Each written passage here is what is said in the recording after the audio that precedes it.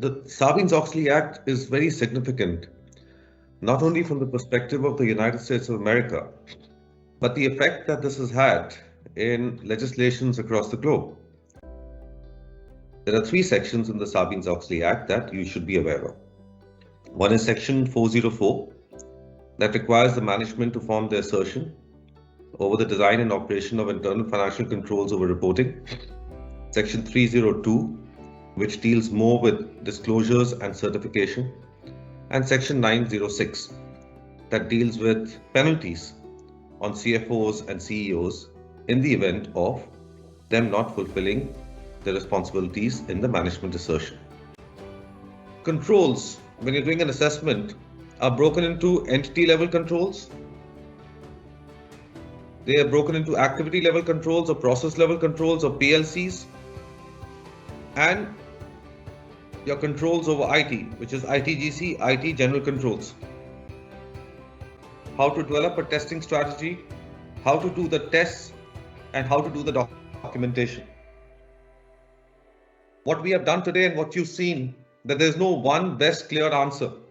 This is participative. Your team leaders must have a discussion. You must understand the business. You must understand the client, and experience comes into play when you develop your strategy for testing controls. So these are internal controls that should be in place that help to ensure that management directives for the entire entity are carried out. Again, two very important words: management directives, entire entity. That's why it's called entity level control, because it's a higher level control. Let's say 50,000 feet from sea level. A control environment is what sets the tone of an organization by influencing the entire control consciousness of its people. So it sets a tone where the people understand what is the entire control consciousness. Now, what's information communication, as the name suggests? So that talks about how the information flow is identified, captured and communicated in a form and also on a time frame. It should be done in a timely manner that enables people to carry out their responsibilities. An assessment of your component of the internal control of the entity, which will entail identifying what are your internal and external risks that you go through. So you can look at entity-wide objective of a business planning process, what you have to establish your objectives of a business, usually when you start, and then is it reviewed from time to time with changing conditions. A best example being COVID, for example. There are a lot of organizations who are to look back into the initial objectives which they planned at the beginning of the year and then see how COVID changes their business objective and whether they're able to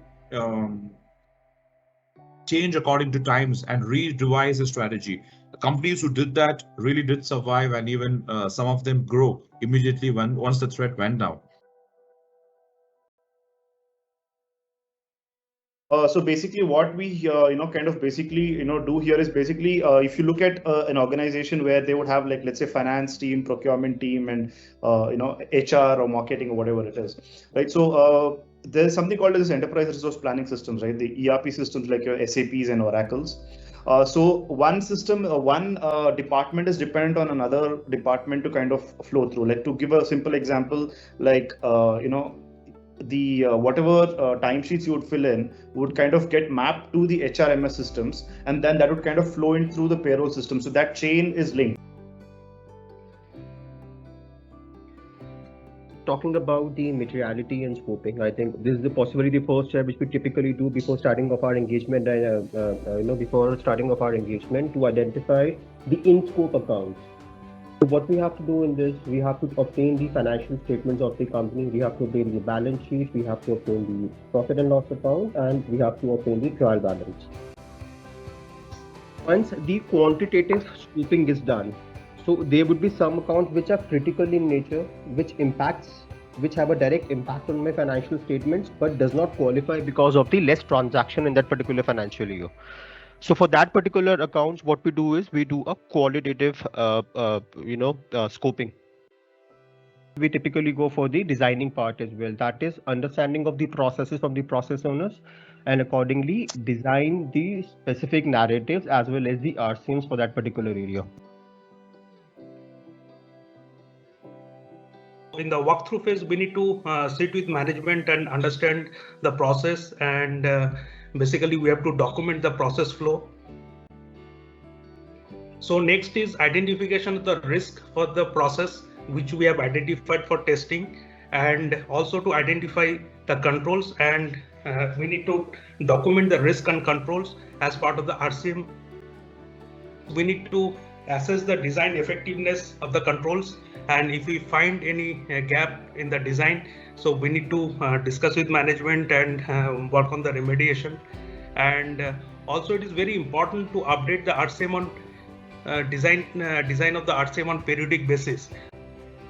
So post design effectiveness control testing, we also need to do operating effectiveness control testing. So at the operating effectiveness control testing, we need to identify a certain number of controls which Monish already talked about.